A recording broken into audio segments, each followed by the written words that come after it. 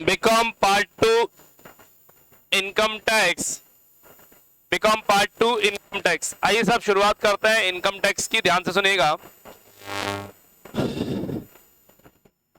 Income tax दो शब्दों से मिलके बना, इनकम और टैक्स।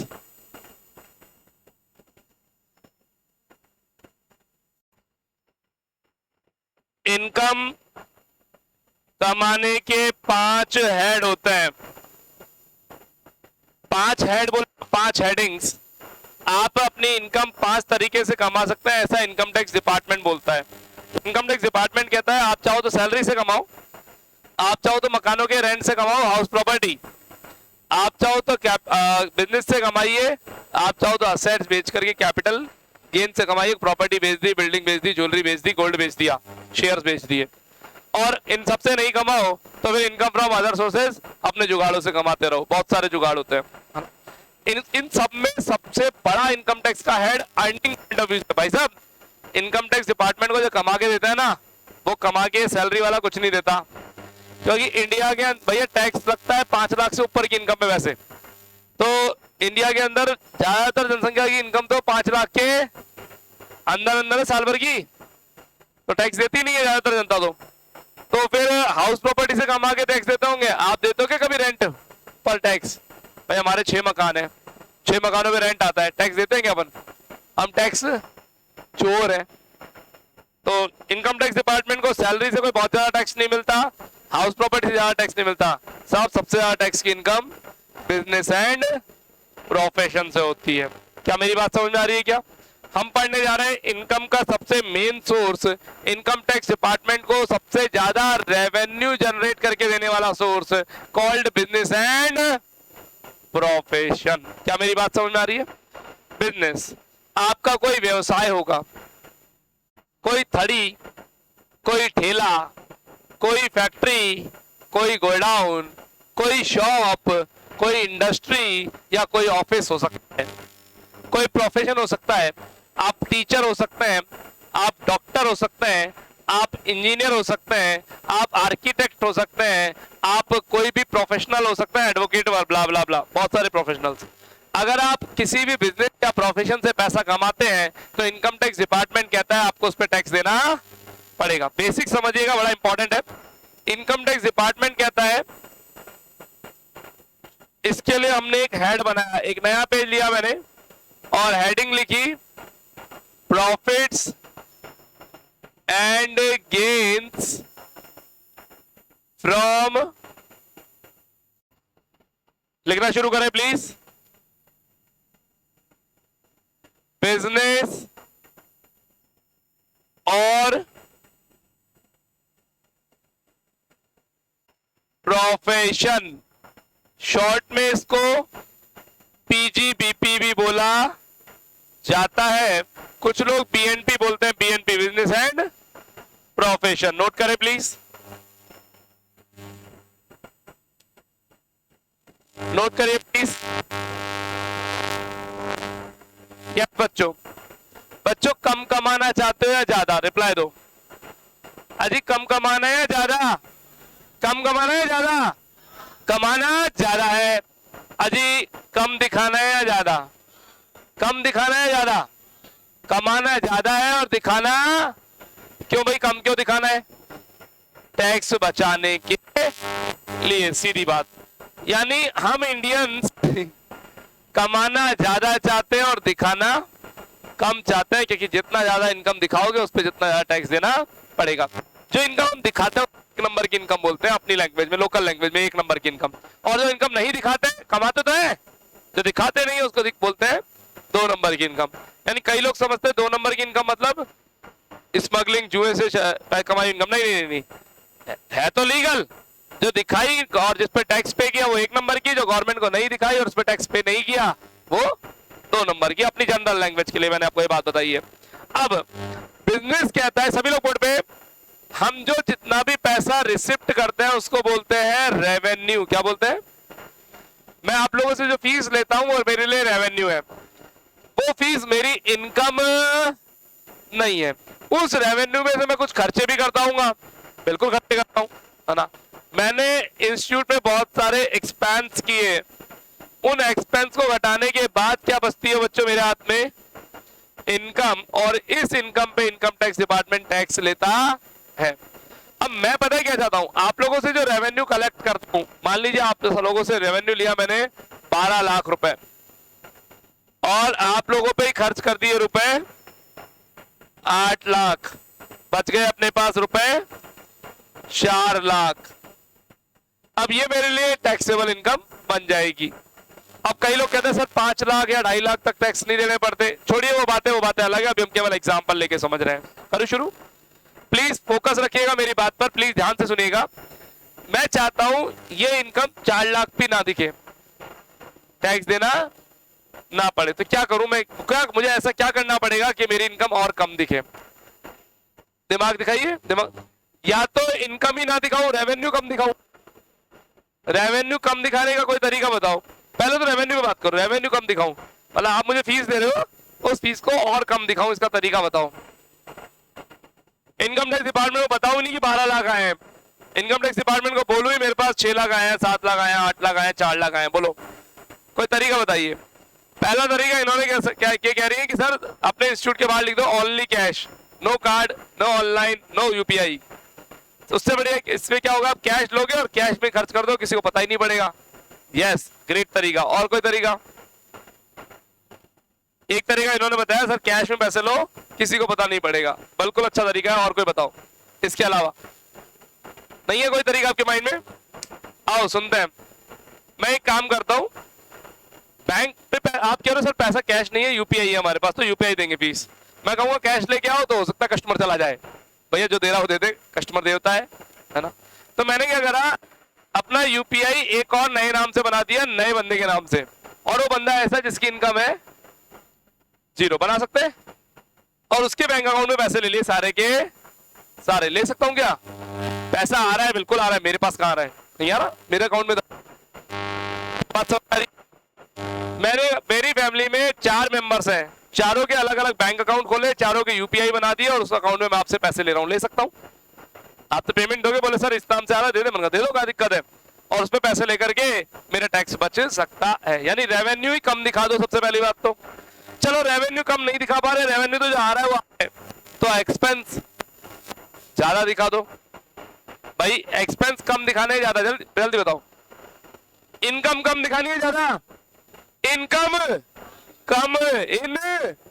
कम, इनकम कम दिखानी है, और एक्सपेंस इनकम कम दिखाने के लिए एक्सपेंस ज्यादा दिखाने पड़ेंगे, और एक्सपेंस ज्यादा के लिए मेरे को फर्जी खर्चे अपने इंस्टीट्यूट के दिखाने पड़ेंगे। तो क्या करें साहब, कल संडे की इवनिंग थी, मैं अपनी फैमिली के साथ डिनर पे गया, वहां पे एक्सपेंस हुआ हमारा साहब 2,500 रुपए का बिल आया, 2500 का। सुबह सुबह आकर के मैंने वो बिल लाके मैडम को रिसेप्शन पे दे दिया, मैडम ये बिल इंस्टीट्यूट में लगा दो, इंस्टीट्यूट के खर्चे के नाम, और लिख देना स्टाफ को डिनर कराया। हो गया इंस्टीट्यूट का खर्चा 2,500 रुपए। अब इंस्टीट्यूट का खर्चा था या पर्सनल खर्चा था? पर्सनल। अपन ने कहा शो कर दिया इंस्टीट्यूट का, और इंस्टीट्यूट का खर्चा दिखा दिया गया है, कोई दिक्कत वाली बात नहीं, इंस्टीट्यूट के खर्चे मेलों में चढ़ा दिया जाएगा। खर्चे और दिखा तो बिल्कुल खर्चे दिखा सकते हैं। तो एक बिजनेसमैन क्या चाहता है, मैं आपको समरी बता रहा हूं इतनी देर में। एक बिजनेसमैन चाहता है उसके रेवेन्यू कम दिखे, रेवेन्यू कम दिखेंगे ताकि इनकम कम दिखे, इनकम कम दिखाने के लिए एक्सपेंसेस ज्यादा भी दिखा सकता है। क्या मेरी बात समझ आ रही है? चलिए अभी एक हुआ क्या साहब, सभी लोग फोकस करिएगा। मेरे बिजनेस पे ऑफिस पे बेल बजी, मैंने कौन? टिंग टंग। बोले इनकम टैक्स ऑफिसर। मैंने आओ सा, पधारो मारे देश। भैया आ गया है तो बिना लिए तो जाएगा नहीं, और पैसा तो लेगा ना इनकम टैक्स डिपार्टमेंट आ गया तो। अब इनकम टैक्स डिपार्टमेंट वाले ने आते ही मेरे कहा लाओ तुम्हारा बिजनेस का कितना कमाते हो, टैक्स देते हो नहीं देते हो? मैंने कहा देता हूँ साहब। बोले कितना देते हो? दिखाओ। क्या दिखाऊं उसको मैं? ऐसा कौन सा दस्तावेज, ऐसा कौन सा डॉक्यूमेंट शो करूं कि मेरे बिजनेस का हिसाब किताब दिख जाए उसे? बताओ। ये कह रहे हैं साहब, 2-3 रिप्लाई आए क्लास के अंदर। एक रिप्लाई आया सर आईटीआर दिखा दो, इनकम टैक्स रिटर्न दिखा दो, जो हम आईटीआर फाइल करते हैं साल के एंड में। बच्चों आईटीआर दिखाने का कोई मतलब नहीं, उसको आईटीआर तो तुम्हारी पहले से देख करके आया है, बिना देखे तो आया भी नहीं होगा। तुम्हारी आईटीआर उसके बाद ऑलरेडी रहती है। सर आईटीआर क्या होता है, कितनी इनकम मैंने शो करी, कितने एक्सपेंसेस मैंने शो करे, उस पर कितना टैक्स बना और कितना मैंने पे किया, उसका पूरा इंफॉर्मेशन। एक रिप्लाई है सर कंप्यूटेशन दिखा दो। कंप्यूटेशन क्या होता है, जो हमारी क्लास में कोई बहुत कम बच्चे जानते हैं कंप्यूटेशन। जो ये आईटीआर होती है, ये तो होती है 2 पेज की या 1 पेज की, है ना। हाँ 2 पेज 1 पेज दोनों तरह की होती है, वो एक एक्स्ट्रा पेज भी होता है। कंप्यूटेशन होती है लगभग 60-70 पेज की, और कई लोग इस कंप्यूटेशन को 2 पेज में भी समराइज बना देते हैं। इनकम टैक्स डिपार्टमेंट की वेबसाइट से अगर कंप्यूटेशन डाउनलोड करोगे तो 60-70 पेज की कंप्यूटेशन निकाल करके देगा वो आपको। क्या मेरी बात समझ में आ रही है? कुछ नहीं, इसी 2 पेज की कहानी की डिटेल इंफॉर्मेशन होती है। क्या मेरी बात समझ में आ रही है ना? अच्छा, अगर सैलरी एम्प्लॉयड की कंप्यूटेशन देखोगे तो उसकी कंप्यूटेशन छोटी आएगी, बिजनेस वाले की कंप्यूटेशन थोड़ी बड़ी आती। कंप्यूटेशन क्या, वर्किंग नोट्स है रे, वर्किंग नोट समझते हो ना आप? बिल्कुल, ये का आंसर है और ये वर्किंग नोट है। अच्छा, आप इनकम टैक्स डिपार्टमेंट वाला ये कंप्यूटेशन भी नहीं मांगता, आपकी नहीं मांगेगा वो, क्योंकि आईटीआर और कंप्यूटेशन तो उसके पास ही है, आपने उसी को डिपार्टमेंट में तो जमा करवाई थी, फिर वो आपके ऑफिस पे आके क्या मांगेगा, और कोई डॉक्यूमेंट बताओ, ये नहीं मांगता वो, ये तो उसके पास होता है ऑलरेडी। बताए इनकम टैक्स डिपार्टमेंट वाला क्या मांगेगा, बोले लेके आओ तुम्हारे बिजनेस का P&L। अब आ रही है असली कहानी, प्लीज सुनना शुरू करें। ये दोनों नहीं चाहिए उसको चाहिए प्रॉफिट एंड लॉस अकाउंट। मैं फटाफट जाकर के अपने बही खाते उठा लाया, मैंने कहा ये लो साहब हमारे बिजनेस का profit and loss account. Income tax department वाले ने पता है क्या किया, पकड़ा P&L, फाड़ के कचरा फेंक दिया। बोले ये क्या किया आपने, बोले ये P&L फर्जी है ना। फर्जी कैसे है, हमने अकाउंट्स के सारे रूल्स का पालन किया है। बोले अकाउंट्स फर्जी है, मैंने क्या बात कर रहे हो, मैंने अकाउंट्स के रूल्स फॉलो किए हैं। बोले रूल्स फर्जी हैं। उत्तरी इनकम टैक्स डिपार्टमेंट वाला अकाउंट्स को फर्जी बोल रहा है, इनकम टैक्स तो 2nd ईयर में आई, अकाउंट्स तो 11th से पढ़ रहे हैं अब। यस यस, यही तो बात है, यही समझाना है आपको प्लीज। अकाउंट्स के रूल्स में झोल आसानी से हो सकता है, झोल समझते हैं, फर्जीवाड़ा बहुत सारे फर्जीवाड़े कर सकते हो कि अकाउंट्स में पता है क्या, रूल्स स्ट्रिक्ट नहीं होते, रूल्स होता है वो एक्ट नहीं होते। आपकी मर्जी हो तो फॉलो करो, मर्जी हो तो मत करो। जैसे पहला रूल समझाता हूं, डेप्रिसिएशन आप SLM से भी लगा सकते हो, WDV से भी लगा सकते हो। कोई फिक्स नियम है क्या, अजी कोई फिक्स नियम है क्या?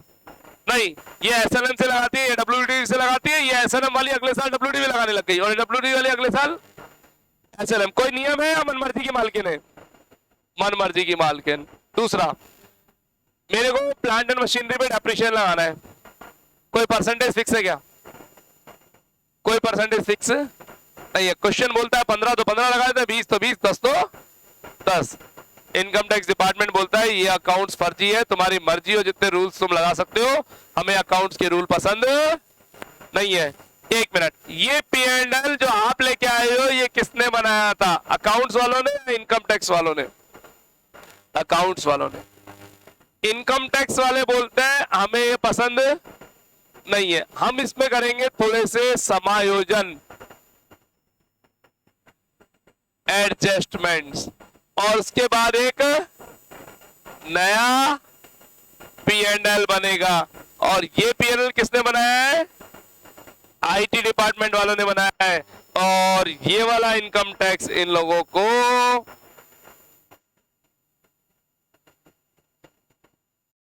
कबूल है। क्या मेरी बात समझ में आ रही है क्या? सर ऐसा कैसे हो सकता है कि अकाउंट्स वाले P&L को फाड़ ही दे? बिल्कुल बच्चों, मैं आपको छोटे से एग्जांपल देता हूं, प्लीज सुनिएगा। कल रात को मैं डिनर पे गया, डिनर का बिल लगा दिया ना मैंने। ऐसे में खर्चे तो अनाप शनाप दिखा सकता हूं। भाई साहब फ्रिज खरीदा घर पे, ऑफिस में दिखा दूं? ऑफिस के लिए फ्रिज खरीदा, खरीद सकते हैं ना? खरीद सकते हैं। AC खरीदे घर के लिए, ऑफिस में दिखा दूं? हाँ दिखा सकते हैं।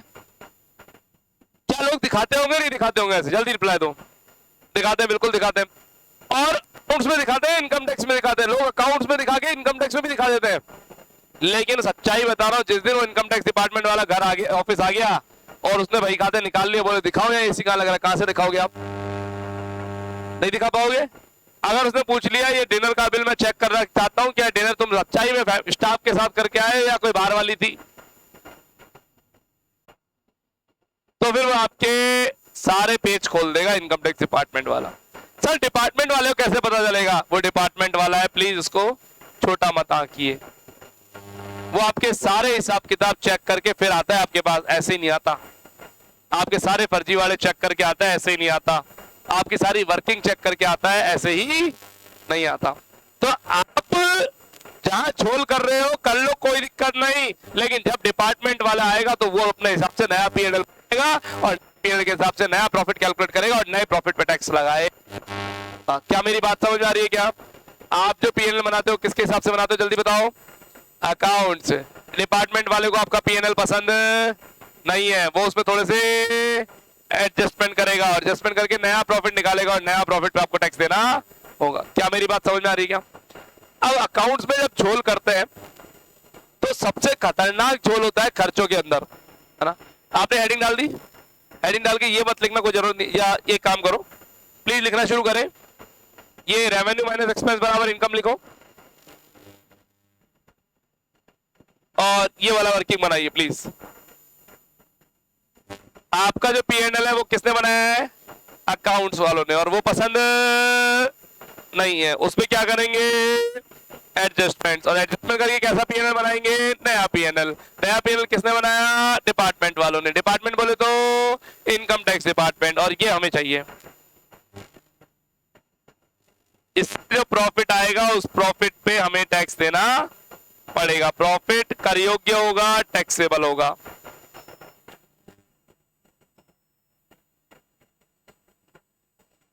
अकाउंट्स में एक सबसे खतरनाक खर्चा डेप्रीसिएशन। अच्छा बच्चों, मैंने कहा मैं इनकम टैक्स ऑफिसर हूं, मैंने एक इनकम टैक्स ऑफिसर मेरी शॉप पे आया, बोले तुमने खर्चा किया है? मैंने किया है। अब उस खर्चे के सबूत क्या करते हो? सबूत बहुत सारे दे सकते हो। पहला, ऑनलाइन पेमेंट दे सकते हो। अगर आपने ऑनलाइन पेमेंट किया है तो आपकी ऑनलाइन हिस्ट्री में दिखेगा नहीं दिखेगा? बैंक से पेमेंट किया है तो बैंक की पासबुक पे रिफ्लेक्ट करेगा नहीं करेगा? अगर आपने कोई खर्चा किया है और उसका सबूत देना है, पेमेंट तुमने सही सच्चाई में सामने वाले को किया है या नहीं किया है, तो सबसे पहली बात आप पेमेंट चेक कर लो। अगर कोई असेट खरीदे तो असेट चेक कर लो। अगर कैश में पेमेंट करके आए हो तो बिल भी चेक कर सकते हो, बिल है तो। लेकिन एक ऐसा खर्चा डेप्रीसिएशन जिसका ना तो कोई बिल होता है ना कोई पेमेंट होता है, ना तो कोई बिल, डेप्रीसिएशन का कोई पेमेंट होता है क्या? जल्दी बताओ। डेप्रीसिएशन का कोई बैंक ट्रांजैक्शन होता है क्या? बताओ। डेप्रीसिएशन का कोई कैश ट्रांजैक्शन होता है क्या? डेप्रीसिएशन का कोई बिल जनरेट होता है क्या? यानी डेप्रीसिएशन एक ऐसा खर्चा है जो मन का खर्चा है। और मन की बात तो आप मोदी जी सॉरी कितनी भी कर सकते हो भाई। मोदी जी मन की बात रेडियो पे करते हैं, वन वे कम्युनिकेशन होता है, टू वे। वो अपने मन की गा देते हैं, हमारे मन की भी तो सुन लो। सर हमारा रोजगार, हमें गवर्नमेंट जॉब चाहिए, नहीं सुनते। वो सुनते हैं क्या? क्या पता, रेडियो पे नहीं सुनते। मन की बात वन वे होती है। तो अगर हम हमारे मन की बात करेंगे तो डेप्रीशिएशन हम हमारे मन का लगाएंगे, क्योंकि उसका ना तो कोई पेमेंट है और ना ही कोई रिसिप्ट और ना ही कोई बिल। आप बताओ, खर्चे कम दिखाने ज्यादा? खर्चे कम दिखाने ज्यादा? खर्चे कम दिखाने ज्यादा? एक मिनट, मैं नया नया एसी लेकर के आया, ₹40,000। डेप्रीशिएशन कितना लगाओगे? जल्दी बताओ। मन मर्जी का लगा सकते हो, बोलो कितना लगाओगे? चलिए परसेंटेज बताओ। 40,000 5%, 20%, 10%, और कोई? 100%। मेरी मर्जी, मेरा एसी, मेरे अकाउंट्स, मैं कुछ भी डेप्रीशिएशन लगाऊं। खर्चे कम दिखाने ज्यादा? खर्चे कम दिखाने ज्यादा? खर्चे ज्यादा दिखाने हैं तो डेप्रीशिएशन कितना दिखाओगे? 100% दिखाओ ना। और हद तो जब हो गई, एक साल 100%, अगले साल फिर 100%। सर ये तो फर्जीवाड़ा है। हाँ हाँ भाई साहब, जरा समझना। फ्रेंड खरीदा, सॉरी एसी खरीदा फ्रेंड के घर ने, फ्रेंड ने। एसी किसने खरीदा? फ्रेंड ने। और वो एसी मैं कहा दिखा रहा हूं, मेरे ऑफिस में। वो बिल ले आया मेरे ऑफिस के नाम से, अब बिल भी आ गया, ये लो। एसी जीएसटी भी पे हो गया, जीएसटी का बेनिफिट भी मिल गया, इनपुट क्रेडिट मिलता है, शायद आप लोग कुछ समझते हो, है ना? ठीक है, उसने मेरे ऑफिस के नाम से बिल ले लिया, मैं डेप्रीशिएशन दिखा रहा हूँ, डिपार्टमेंट वाला है, एसी का है, मन का ये रहा बिल। बोले पेमेंट का है, मन का ये देखो पेमेंट मैंने किया था। पेमेंट मैंने ही किया था और रियल में मेरे दोस्त ने मुझे कैश दे दिया था। वो भी मेरे को दिख रहा है, पेमेंट भी दिख रहा है, बिल भी दिख रहा है। बोले एसी का है, मैंने कहा सॉरी एसी तो नहीं है। बोले कहाँ गया, मैंने गाय खा गई। डिपार्टमेंट वाले बोलेगा पधारो हमारे देश, बुला लेगा अपने को। समझ में आ रही मेरी बात है ना? सर क्या कहना चाहते हो आप बच्चों? सुनिए, मैं फिर कहना चाहूंगा एक्सपेंसेस कम दिखाने हैं ज्यादा। सही रिप्लाई दो। एक्सपेंस ज्यादा दिखाने, और एक्सपेंस भी सबसे बड़ा एक्सपेंस कौन सा होता है? फर्जी एक्सपेंस डेप्रीसिएशन, क्योंकि इसकी कोई रेट फिक्स नहीं होती, इसमें कोई पेमेंट नहीं होता, इसमें कोई ट्रांजेक्शन नहीं होता, इसमें कोई बिल जनरेट नहीं होता, इसमें कोई जीएसटी नहीं होता। जब ये सब कुछ नहीं होते तो हम मन मर्जी का कुछ भी चार्ज कर सकते हैं। तो इनकम टैक्स डिपार्टमेंट वालों ने क्या करा, बोले हमें तुम्हारे पीएनएल में क्या करने हैं? एडजस्टमेंट्स। और उन एडजस्टमेंट में से इन्होंने सबसे पहले एक खर्चा पकड़ा डेप्रीसिएशन, और डेप्रीसिएशन के रूल्स बना डाले। हमारी अकाउंट्स में डेप्रीसिएशन के कोई खास रूल नहीं है, बहुत थोड़े से रूल है फॉर्मेलिटी के लिए। इनकम टैक्स वालों ने बनाए डिटेल में रूल्स। भाई साहब मैंने पता कि एक लैंड खरीदी, जमीन के भाव दिन तो रात चौगने खूब बढ़ रहे थे, अपन लगा रहे जमीन पे डेप्रीसिएशन अकाउंट्स में। जमीन पे क्या लगा रहा हूं मैं? डेप्रीसिएशन लगा रहा हूं अकाउंट्स में। लगा सकते हैं क्या? अपने अकाउंट से कुछ भी लगाओ, कौन मना करता है? तुम बोल रहे हो तुम्हारे बोलने से क्या होता है? मैं तो दिखाऊंगा क्योंकि मुझे एक्सपेंस जा दिखाने। काय पे लिखा रहा हूं डेप्रीसिएशन? जमीन पे। कर रहा हूं, फर्जी वाला कर रहा हूं। क्या मेरी बात समझ में आ रही है क्या? सर क्यों कर रहे हो आप इतना फर्जी वाला? इनकम कम दिखानी है, टैक्स बचाना है, क्या करूं? बोलिए। लैंड पे डेप्रीसिएशन नहीं लगता, मैं लगा रहा हूं। कैसे? मेरी मर्जी। अभी पूछ रहे कैसे? एक मिनट। हमारी गांव वाली जमीन है ना, कोविड से पहले 1 करोड़ की थी और अभी 60 लाख में भी कोई भी नहीं ले रहा। बोलो डेप्रीसिएशन लगता है क्या? लगता है क्या? लगता है यार, क्यों नहीं लगता? मैं आपके दिमाग को गोल घुमा रहा हूं, मेरी बात को क्लियरली समझिएगा। देखिए अकाउंट्स के रूल्स के हिसाब से और इनकम टैक्स के रूल्स के हिसाब से लैंड पे डेप्रीसिएशन नहीं लगता है, दोनों ही के हिसाब से। लेकिन अगर आप फर्जीवाड़े में लगा रहे हो और आपके बही खाते कोई चेक नहीं कर रहा तो आप लगा लो, कोई दिक्कत वाली बात नहीं है। एक्चुअली में इनकम टैक्स डिपार्टमेंट कहता है तुमने जो बही खाते बना दिए ना, मुझ पर विश्वास कर रहे हैं, विश्वास कर रहे हैं तुमने सही बनाए होंगे और तुम जो टैक्स दे रहे हो सही दे रहे हो, ऐसा हम विश्वास कर रहे हैं। लेकिन हम चेक करने पे आए ना तो हम बाल की खाल निकाल के छोड़ेंगे, फिर किसी को नहीं छोड़ेंगे। ठीक है? तो जब तक बच रहे हैं, तो मैं लैंड पे डेप्रीसिएशन लगाए जा रहा हूँ फर्जीवाड़े में। अलाउ नहीं है लेकिन लगा रहा हूँ। वैसे बिल्डिंग पे लगता है क्या डेप्रीसिएशन? यस बिल्डिंग पे लगता है, बिल्डिंग पे लगता है। करेंगे बात डिटेल में। क्या मेरी बातें समझ में आ रही क्या? मैं इतना से कह रहा हूँ डेप्रीसिएशन में फर्जीवाड़े खूब सारे हो सकते हैं, इन्होंने डेप्रीसिएशन के लिए अलग से एक टॉपिक बना दिया। तो पीजीबीपी टॉपिक है profits and gains and business and profession. उसके अंदर एक बड़ा एक्सपेंस उठाया, कौन सा? डेप्रीसिएशन। हेडिंग डालें। हम इनकम टैक्स डिपार्टमेंट के डेप्रीसिएशन के रूल्स पढ़ने जा रहे हैं, प्लीज फोकस करिएगा।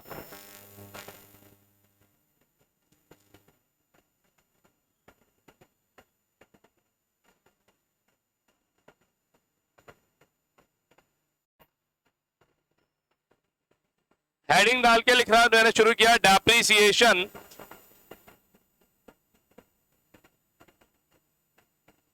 Not allowed on.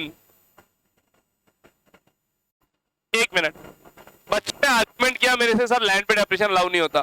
भाई पढ़ाई क्या आपने? लैंड पे डेप्रीसिएशन अलाउ नहीं होता क्या आपने मन से बता रहे हो या सुना है? कहीं नहीं है रूल कि लैंड पे डेप्रीसिएशन अलाउ नहीं होता। कहां लिखा हुआ देखा है? कौन सी क्लास में आया, कौन सी बुक में आया? मैं मेरे को बता दो। कहीं नहीं है अकाउंट में ऐसा लिखा हुआ है कि लैंड पे डेप्रीसिएशन नहीं लगता। ये आपकी सोच है, ये जनरल थ्योरम्स है, ये कहीं सुनी बात है लैंड पे डेप्रीसिएशन नहीं लगता है, ऐसा अकाउंट्स में लिखा हुआ कहीं नहीं है। अकाउंट्स में कहीं नहीं लिखा हुआ कि लैंड पे डेप्रीसिएशन नहीं लगता। किसी क्लास के किसी टॉपिक में ऐसा लिखा हुआ नहीं है। यानी लगा लेते हैं अकाउंट्स वाले, तो लगा लेते हैं। तो सर आप दो खेमे बांट रहे हो? जी हाँ, मैं दो पार्टीशन कर रहा हूँ, इंडिया पाकिस्तान, यानी अकाउंट्स वाले और इनकम टैक्स वाले।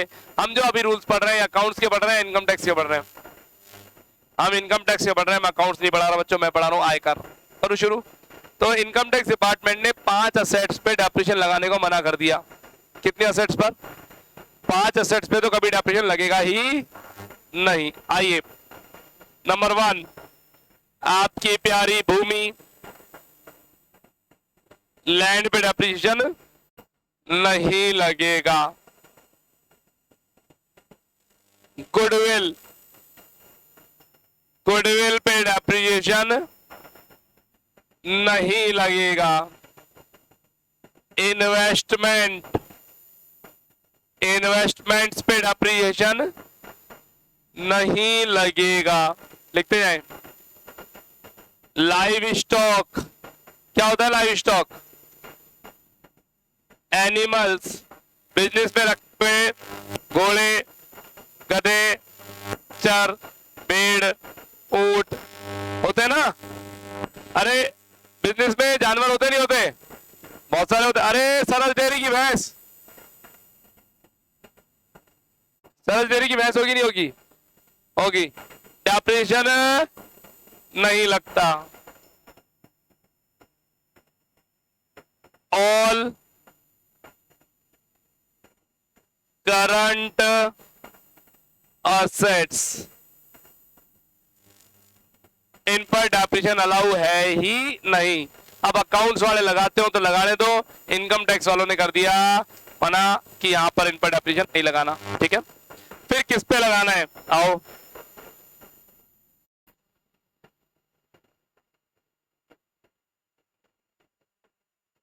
डेप्रिसिएशन, एक लाइन छोड़िए, खुला खुला लिखिएगा please.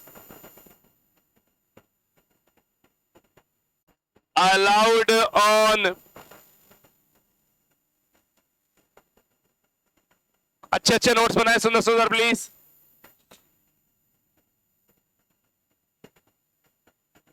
All fixed assets, all fixed assets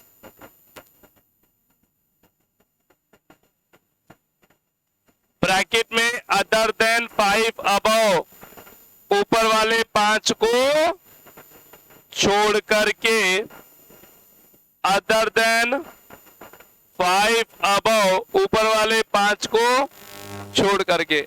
yes, क्या कह रहे हैं बोलिए। सेकेंड वन, पेटेंट,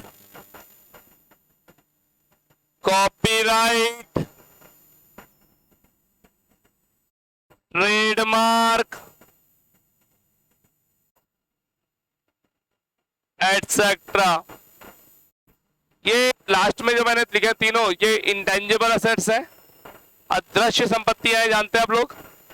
एक मिनट, इनके साथ इनकी एक बहन है गुडविल, वो यहां नहीं, वो कहां गई? ऊपर। गुडविल पे डेप्रिसिएशन क्या कर दिया, और बाकी इन 3 पे क्या कर दिया? अलाउड। सर ये पेटेंट क्या होता है? नाम बहुत सुना है, जानते नहीं है, आइए बता देते हैं। एक मिनट, गुडविल जानते हैं सब लोग? गुडविल के लिए एक दो तथ्य बताना चाहूंगा, नोटिस में रखिएगा प्लीज। जो बात मैं बताने जा रहा हूं इनकम टैक्स से कोई लेना देना नहीं है, लेकिन नॉलेज के लिए पता होना चाहिए। सुनिए, पहली बात, गुडविल खरीदी और बेची जा सकती है, यस।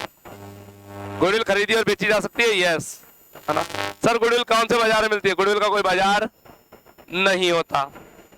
गुडविल की कोई रेट और मार्केट प्राइस नहीं होती। एक मिनट, मैं मेरी गुडविल बेचना चाहता हूं, अब कौन खरीदेगा मेरी गुडविल? जिसको मेरे नाम की जरूरत हो, है ना। Very simple. एक भाई साहब सवाई माधोपुर में कोचिंग खोलना चाहते हैं, शर्मा कॉमर्स क्लासेस खोल रहे थे, उनके किसी रिश्तेदार ने कहा लेखा कॉमर्स क्लासेस नाम रख लो, है ना। उन्होंने मेरे को फोन किया, सर लेखा कॉमर्स क्लासेस नाम रख लूं क्या? तो जानते मेरे से बिना पूछे रख ली तो मैं वोट लगाऊंगा, है ना। तो बोले नाम रख लूंगा। मैंने कहा नाम यूज लेने के कुछ शर्तें हैं। पहली बात, आपको मेरे एथिक्स फॉलो करने पड़ेंगे, मेरे जो रूल्स है। मेरा रूल है संडे की छुट्टी नहीं करना, आपको संडे की छुट्टी नहीं लेनी। बोले है? मैंने कहा हाँ, पहली रूल यही है, संडे की छुट्टी नहीं है। बोले दूसरा रूल, मैंने कहा जितनी सर्विसेज मैं देता हूं मेरी तरह सर्विसेज भी देनी पड़ेगी और क्वालिटी भी देनी पड़ेगी। अगर आप दे सकते हैं तो पहले तो नाम रखने की परमिशन के लिए रूल्स है, और फिर साथ में ₹1,00,000 साल के लूंगा। किस बात के? मेरा नाम यूज लेने के। लूंगा नहीं लूंगा? मैंने अपनी गुडविल बेच रहा हूं। अब एक मिनट, अगले के लिए मेरी वैल्यू ₹1,00,000 है तो मेरे को ₹1,00,000 दे खरीद लेगा, और नहीं है तो नहीं खरीदेगा, सिंपल सी बात। अब मैं लाख क्यों रख रहा हूं? 5 लाख रख लूं, 10 लाख रख लूं, 15 लाख लूंगा, मेरी मर्जी हो, जो रेट रख सकता हूं, कोई मार्केट प्राइस नहीं होती। सामने वाले के लिए मेरी वैल्यू होगी तो खरीद लेगा, नहीं होगी तो नहीं खरीदेगा, सीधी बात है ना। चलिए पूछ रहे हैं गुडविल के खरीदने बेचने पे टैक्स लगता है कि यस, कैपिटल गेन चैप्टर में पढ़ेंगे अपन, है ना। आइए टॉपिक पर आऊंगा वापस। पेटेंट क्या होता है? एक मिनट, पेटेंट सुनिए, समझना प्लीज। पेटेंट, मैंने कोई नया इनोवेशन किया, आविष्कार। अब आविष्कार क्या किया था अपन बनाई है पानी से चलने वाली बाइक। पानी से चलने वाली बाइक बनाई, बाइक में पेट्रोल और डीजल नहीं डलेगा, है ना, इलेक्ट्रिक भी नहीं है, पानी से चलेगी। अब मेरे पास जो फॉर्मूला मैंने बनाया है, ये फॉर्मूला हीरो, महिंद्रा, टीवीएस और होंडा सारी कंपनियां खरीदना चाहती हैं। वो भी चाहती है कि उनकी बाइक ऐसी बने। अब उन्होंने मेरे से पूछा कि हमें दे दो फॉर्मूला। मैंने कहा 4 करोड़ रुपए तो फॉर्मूला देने के, ऊपर जितनी बाइक तुम बनाओगे हर बाइक पे 1000 रुपए मेरी रॉयल्टी आएगी। फिक्स कर दिया मैंने, है ना। अब बिजनेसमैन ने दिमाग लाया, कौन इस पागल को 4 करोड़ देगा, मेरे लिए बोल रहे हैं, है ना। उन्होंने एक मुन्ना भाई पकड़ा रोड से, 20,000 रुपए दिए, मैंने फॉर्मूला लिया इससे। वो आया रात को, लगाई गनपट्टी में गन, फॉर्मूला ले गया अपना 4 करोड़ वाला, ले गया, गए 20,000 रुपए में। और 20,000 भी मेरे को नहीं मिले, मेरे को तो कुछ नहीं मिला, है ना, और मिला, है ना, चलिए, है ना।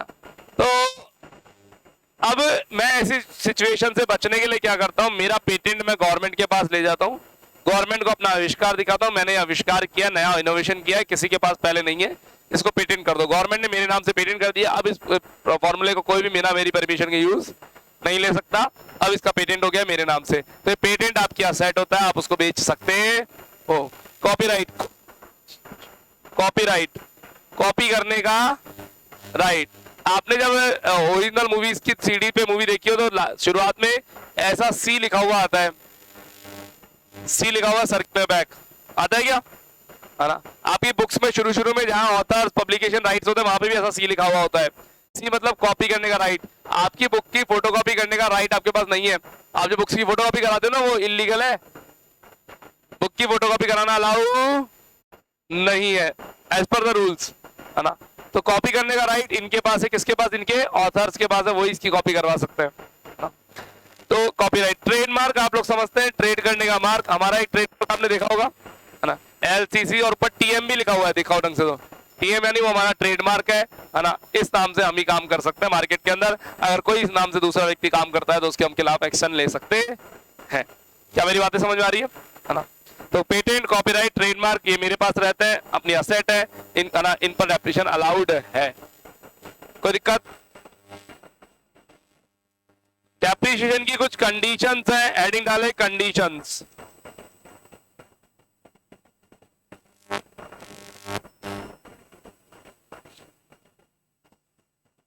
हाँ जी, इनकम कम दिखानी, कम कमानी है ज्यादा, जल्दी बताओ। कमाना ज्यादा और दिखाना, इनकम कम दिखाना है तो एक्सपेंसेस ज्यादा दिखाना है तो डेप्रिसिएशन भी ज्यादा दिखाएंगे। तो अब मैंने क्या किया जरा समझना, सुनो सभी लोग प्लीज। लेखा कॉमर्स क्लासेस में जिन पे डेप्रिसिएशन लग रहा है वो लेखा कॉमर्स क्लासेस की होनी चाहिए। क्या मैं HDFC बैंक के फर्नीचर पे लेखा कॉमर्स क्लासेस में डेप्रिसिएशन लगा सकता हूँ क्या? नीचे HDFC बैंक है, उनके फर्नीचर पे अपने यहाँ डेप्रिसिएशन लगा सकते हैं क्या? अरे खर्चे ज्यादा दिखाने लगा लो, क्या फर्क पड़ता है? Yes no no. जिस भी असेट पे आप डेप्रिसिएशन लगाओगे वो आपकी अपनी होनी चाहिए। तो पहली कंडीशन, असेट जिस पर आप डेप्रिसिएशन लगा रहे हो मस्ट बिलोंग फ्रॉम असेसी। ये कंडीशन याद नहीं करनी, बस समझ में आनी चाहिए, पता होनी चाहिए। जिस असेट पर आप डेप्रिसिएशन लगा रहे हो मस्ट बिलोंग फ्रॉम असेसी, वो करदाता से संबंधित होनी चाहिए, करदाता की होनी चाहिए। असेसी यानी करदाता, करदाता की होनी चाहिए। पड़ोसी के असेट पर डेप्रिसिएशन आप नहीं लगा सकते। क्या मैं शंकर मिष्ठान भंडार के काउंटर पे डेप्रिसिएशन लगा सकता हूँ अपने यहाँ? नहीं सर, अपनी असेट पे डेप्रिसिएशन लगाओ, पड़ोसी के ऊपर हक मत जमाओ। सही है ना। Second point, asset must use in business and profession. Asset must use in business and profession. एक मिनट, मैं 2 LED खरीद करके लाया, एक LED इंस्टीट्यूट में लगा दी, एक अपने घर पे लगा दी। हाँ जी, इंस्टीट्यूट में कौन सी अब जो डेप्रिसिएशन लगेगा वो कौन सी एलईडी पे लगेगा, इंस्टीट्यूट वाली पे या घर वाली पे? घर वाली पे डेप्रिसिएशन मत लगा देना, घर वाली एलईडी पे, है ना। घर वाली एलईडी पे डेप्रिसिएशन अपने बिजनेस में मत लगा देना, बिजनेस में बिजनेस वाली एलईडी पे डेप्रिसिएशन लगेगा, घर वाली एलईडी पे डेप्रिसिएशन बिजनेस में नहीं लगेगा। क्या मेरी बात समझ में आ रही है क्या? तब अगर ऐसे लगाओ तो फिर तो घर पे बहुत सारी चीजें हैं, सबका डेप्रिसिएशन बिजनेस में घुसेड़ दोगे आप तो, और बिजनेस के खर्चे जंप मार जाएंगे। तो बिजनेस में जो डेप्रिसिएशन लग रहा है वो बिजनेस के असेट पे लगना चाहिए। पहली बात, असेट बिजनेस की में असेट अपनी होनी चाहिए और बिजनेस में यूज आनी चाहिए। थर्ड वन, कई असेट्स ऐसी होती है जो पार्शियली बिजनेस में यूज आती है। हाँ जी, कई असेट्स ऐसी होती है जो पार्शियली बिजनेस में यूज आती है। पार्शियली यानी दिन भर बिजनेस में यूज लेते हैं, सुबह शाम अपने घर पे यूज में लेते हैं, दोनों जगह यूज आती है।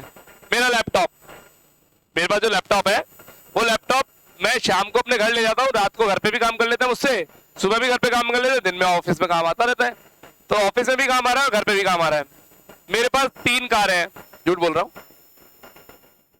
मेरे पास 3 कारें हैं साहब। एक मिनट, एक कार घर वाली जो घर पे रहती है उसको बिजनेस में कभी नहीं लाते, उस पर बिजनेस में डेप्रिसिएशन नहीं लगेगा, ठीक है ना। एक कार है ऑफिस वाली जो ऑफिस में रहती है, उसको हम घर नहीं लेके जाते कभी, है ना, उस पे ऑफिस में डेप्रिसिएशन लगेगा पूरा का पूरा। एक कार है जो दिन भर तो ऑफिस के यूज में आती है, सुबह शाम घर पे यूज में आती है। सुबह सुबह बच्चों को स्कूल पटक के आते हैं, छोड़ के आते हैं, शाम को मैडम को शॉपिंग पे लेकर के जाते हैं। उत्तरी दिन भर ओमनी वैन है, दिन भर हम उससे हमारी लेस चिप्स सप्लाई करते हैं पूरे जयपुर के अंदर। सुबह बच्चे सप्लाई, शाम को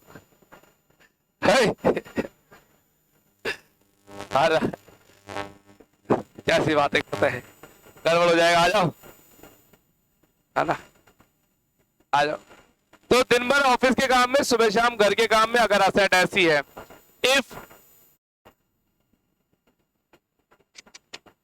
asset partly use, if asset partly use, अगर asset कैसी यूज आ रही है, partly यूज आ रही है in business and profession,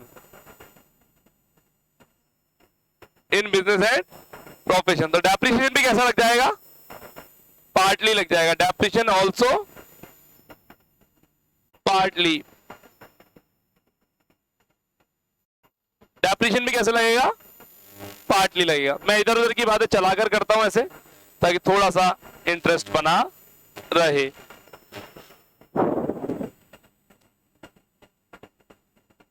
depreciation can not exceed cost of asset.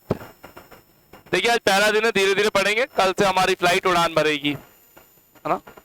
Depreciation can not exceed cost of asset. एक मिनट, एसी खरीदा 40,000 का, AC खरीदा 40,000 रुपए का, है ना। सुनना जरा, मैंने 10-10 हजार रुपए करके 4 साल में डेप्रिसिएशन लगा लिया, पूरे लगे पूरे 40,000, 5 साल फिर 10,000 का डेप्रिसिएशन लगा डाला, सही है या गलत?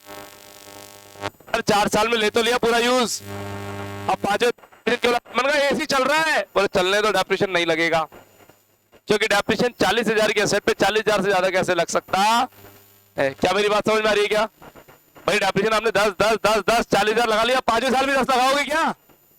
नहीं नहीं नहीं नहीं, नहीं। डेप्रिसिएशन असेट की कॉस्ट से ज्यादा कभी भी नहीं लग सकता, है ना। एंड लास्ट 5वीं कंडीशन, ये कंडीशन याद नहीं करनी, पता होनी चाहिए बस, है ना। 5वीं condition, depreciation allow on BLOC के capital letter please, block of asset, depreciation allow on block of asset, depreciation allow on block of asset। ये क्या होता है सर, आइए समझाते प्लीज। फोकस करेंगे हल्का सा। डेप्रिसिएशन ब्लॉक पे अवेलेबल है, ब्लॉक, जरा समझिएगा। इस क्लासरूम में आपको बहुत सारा फर्नीचर नजर आ रहा है, bench, chair, podium, board, partition, ये सब फर्नीचर ही तो है। प्लेटफॉर्म जिसपे मैं खड़ा हूं, ये सभी फर्नीचर है। तो डेप्रिसिएशन चेयर पे, बेंच पे, बोर्ड पे, पोडियम पे, पार्टीशन पे, प्लेटफॉर्म पे अलग अलग नहीं लगेगा। डेप्रिसिएशन लगेगा डेप्रिसिएशन ऑन फर्नीचर, सबको जोड़ के एक ब्लॉक में डाल दिया जाएगा। और ब्लॉक का नाम क्या रखेंगे? फर्नीचर। फर्नीचर में सबको इंक्लूड कर देंगे। ऐसे ही इस क्लासरूम में बहुत सारी प्लांट एंड मशीनरी नजर आ रही है आपको, याद दिलाऊं, दिखाऊं? Mic, smart board, camera, CCTV दिख रहे हैं, एसी है ना, फैन और लाइट को भी चलो ले लेते हैं, कंप्यूटर। तो डेप्रिसिएशन कंप्यूटर पे, सीसीटीवी पे, स्मार्ट बोर्ड पे, माइक पे, कैमरे पे, एसी पे नहीं लगेगा। डेप्रिसिएशन लगेगा प्लांट एंड, और प्लांट एंड मशीनरी में सबकी वैल्यू को सबको एक साथ जोड़ दिया। अकाउंट्स में तो अलग अलग लगता है, depreciation machine first, depreciation machine second लगा देते हैं अकाउंट्स में। इनकम टैक्स में ऐसा नहीं, डेप्रिसिएशन सब पे एक साथ ब्लॉक में जोड़ के लगता है। तो डेप्रिसिएशन किस पे लगेगा? ब्लॉक ऑफ असेट पे। उम्मीद करता हूं आपकी कॉपी का एक पेज भर गया होगा, एक नया पेज लेते हैं।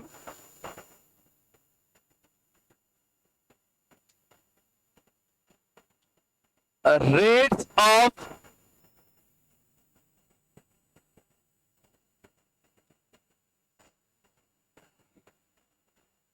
Depreciation,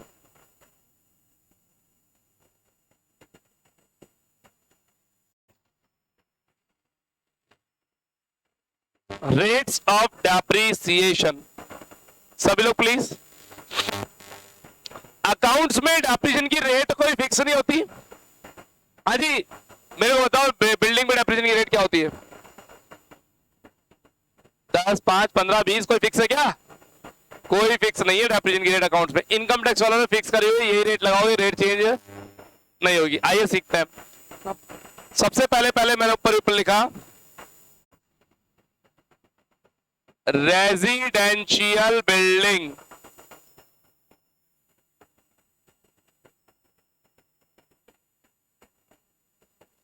residential building. हाँ जी सर, लेंथ कितनी लेके चले? आधे से ज्यादा पेज, 10-11 पॉइंट खुले खुले लिखेंगे अपन। हाँ जी सुनो, रेजिडेंशियल बिल्डिंग, पहली बात तो इस रेजिडेंशियल बिल्डिंग में कौन रहता होगा? अगर मैं रहता हूं तो डेप्रिसिएशन लगेगा ही नहीं। क्यों? हमने अभी बताया सही, asset must use in business, asset का बिजनेस में उपयोग होना चाहिए। सभी लोग बोर्ड पे, सभी लोग बोर्ड पे प्लीज। जो मेरा घर है जिसमें मैं रहता हूं उस पे डेप्रिसिएशन बिजनेस पे लग सकता है कि यस या नो? नो। तो वो रेजिडेंशियल बिल्डिंग है, उस पर तो बिजनेस में लगेगा नहीं डेप्रिसिएशन, क्योंकि उसमें मैं रहता हूं।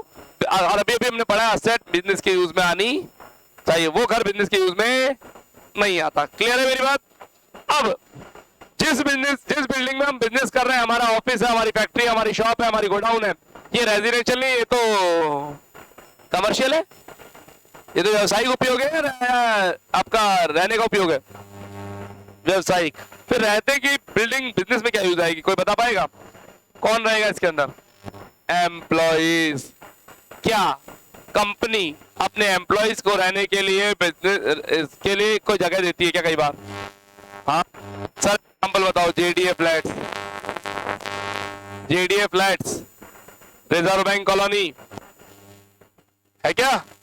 रेलवे कॉलोनी है नाम, है ना? एजी कॉलोनी सुना है क्या नाम? ये क्या है? ये रहने के लिए कुछ स्थान है जो कि अपने ऑफिस वालों ने अपने एम्प्लॉइज को दिए हैं। तो रेजिडेंशियल बिल्डिंग ऑफिस के यूज में आ रही है, एम्प्लॉइज के रहने के यूज में आ रही है। तो ब्रैकेट में लिखना फॉर एम्प्लॉइज। कौन रहता है उसमें? हमारे कर्मचारी रहते हैं। डेप्रिसिएशन की रेट 5% फिक्स है।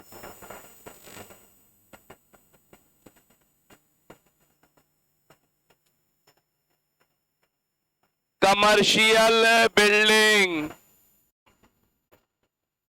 अभी जिस कैंपस में आप पढ़ रहे हैं, ये कैंपस, ये प्रीमाइसेस, ये रेजिडेंशियल है, कमर्शियल है? और अपन 11th क्लास में ट्यूशन पढ़ने जाते थे, वो सर के घर पे जाते थे ना अपन, वो रेजिडेंशियल था कमर्शियल था? हाँ हो सकता है कोई रेजिडेंशियल कोई कमर्शियल, जनरली रेजिडेंशियल घर में ही पढ़ाते थे वो, है ना? घर का एक कमरा दिया अलग से, वो रेजिडेंशियल था। बट अभी अपन कोचिंग पढ़ रहे हैं, किसमें पढ़ रहे हैं? ये बिल्डिंग रेजिडेंशियल है कमर्शियल है? कमर्शियल है। Okay okay okay. जैसे यहाँ फैक्ट्री गोडाउन शॉप ऑफिस चल रहा है वो कमर्शियल बिल्डिंग होती है जनरली, और उस पर डेप्रेशन कम लगता होगा ज्यादा? आप बताओ रेजिडेंशियल में डेप्रेशन ज्यादा लगता है कमर्शियल में ज्यादा लगता है? कमर्शियल में ज्यादा लगता है, रेजिडेंशियल में थोड़ी लगता है। अच्छा अच्छा अच्छा। कमर्शियल बिल्डिंग में डेप्रेशन की रेट, एक मिनट, 10% डबल। अच्छा होटल रेजिडेंशियल होती है कमर्शियल होती है? होटल रहते हैं ना उसमें, होटल हॉस्टल पीजी कमर्शियल आते हैं, वो पैसा कमाने के लिए हैं साहब। और एक मिनट, आप अपने घर पे रहने का तरीका आपको पता है? होटल से जब चेकआउट करते हो तो रूम की क्या दुर्दशा करते हो आप? करी होगी। और शूज पहुंचने के लिए कपड़ा नहीं मिलता तो बेडशीट लेट, वही बेडशीट काम आती घर पे। हाँ घर पे। तो कमर्शियल में डेप्रेशन ज्यादा लगता है कम लगता है? ज्यादा लगता है। एक लाइन खींचेंगे, एक लाइन खींचेंगे और एक लाइन छोड़ेंगे, एक लाइन खींच के फिर एक लाइन छोड़नी है। Furniture, furniture depreciation की rate 10%। Plant and machinery depreciation की rate 15%, 15%।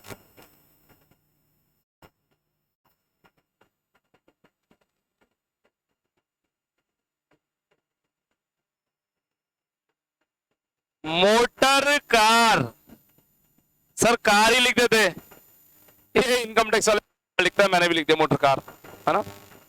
Motor car, motor car पे डेप्रिसिएशन 15%। ये कौन सी वाली कार है? हाँ जी मेरे पास 3 कारें थी, एक घर पे है वो तो उसका डेप्रिसिएशन यहाँ नहीं आएगा, एक ऑफिस में यूज आती है उस पर 15%, जो आधी ऑफिस आधी घर पे आती है उस पर 7.5%, आधा आधा, वो आधा कर लेंगे रेट को, रेट तो 15 ही है ना, ठीक है ना? एक और मोटर कार है मेरे पास जिसको हम टैक्सी पर्पज में यूज लेते हैं, मतलब अरे सुनो, अब हमारे पास 4 कार हैं, इधर आओ, एक घर वाली, एक ऑफिस वाली कार, एक घर वाली एक ऑफिस वाली कार, एक पार्ट टाइम कभी घर पे कभी ऑफिस में, है ना? और एक है जो टैक्सी पर्पज है, मैंने कार खरीद के ओला कैब्स पे चला दी, ड्राइवर चलाता है और कमा के देती है वो कार, कमाने वाली अलग है।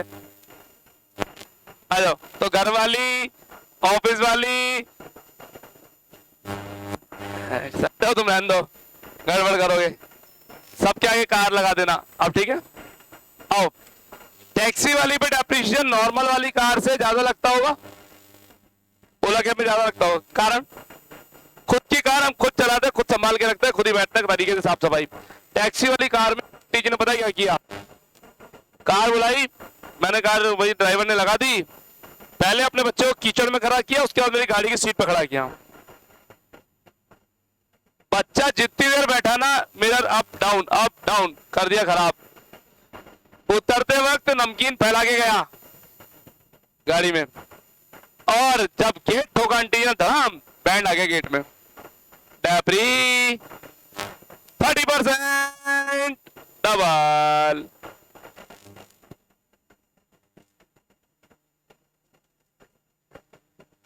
एक लाइन खींचेंगे, एक लाइन छोड़ेंगे, पहले लाइन खींचे फिर लाइन छोड़े। कंप्यूटर एंड कंप्यूटर सॉफ्टवेयर, ये टेक्नोलॉजी वाली चीज आ गई, डेप्रिसिएशन ज्यादा लगता है 40%। जल्दी जल्दी नई नई टेक्नोलॉजी आती है, पुरानी टेक्नोलॉजी ऑब्सोल्यूट हो जाती है। Books, books 40%. And last line. Patent, copyright, trademark, etc. 25%. 25%. बच्चों आज की क्लास को यहीं ब्रेक लगा रहे हैं, कल की क्लास में आते ही मैं रेट से याद करवाऊंगा, कोशिश करिएगा इनको एक बार रीड करके आए घर से, है ना, चाहे इंटरेस्टिंग रहेगा। आज के लिए इतना ही, थैंक यू। ये क्लास रिकॉर्डिंग मोड में आपके पास आ जाएगी।